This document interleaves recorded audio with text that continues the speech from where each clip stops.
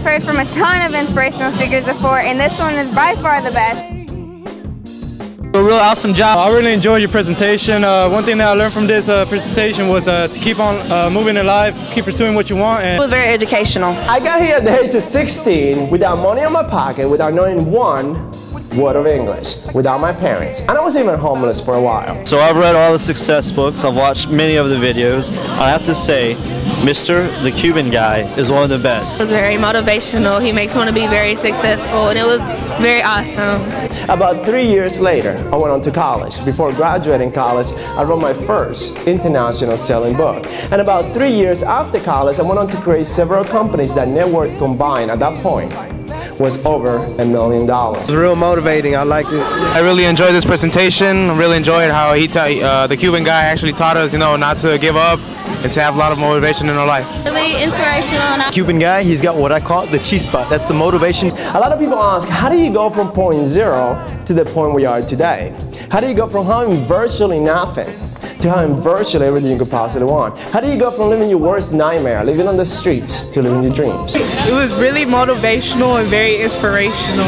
It was an eye-opener for me, and it made me think about my future and what I want to do in life. Very fun and entertaining and inspiring. I couldn't speak English, and that was not a small little challenge. I want you to imagine you want to be the next Michael Jordan, but you got no arms. Or you want to be an Olympic runner, but you got no legs. I wanted to be a world-class speaker, and I couldn't what? Speak English. The presentation was very inspirational to me. It was really amazing to hear him talk, and I would like to attend another presentation as well. It was very inspirational and made me think about my dreams. He was very inspirational. You could want all you want, but one thing is not enough. The story really inspired me to go for my dreams. He motivated me to make a change in my life and never give up on anything I want. He said the minute you desire your dreams, as bad as a homeless person desires shelter. He said the minute you desire your dreams, as bad as a starving person desires food. He said the minute you desire your dreams, as bad as a drowning person desires air. He said at that moment, you make your dreams into reality. It's really inspirational. Remember forever. So happy and excited for the Cuban guy to have been here. It totally gave me a new perspective, a bigger view of how to see things. When you are preventing or trying to avoid failure, you're also preventing or avoiding success. Inspiracionales para todas las personas de habla hispana, especialmente para personas que venimos después de años como grandes y para seguir estudiando.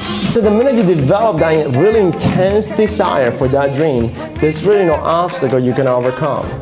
There's no challenge you cannot surpass. There's no distance you cannot endure.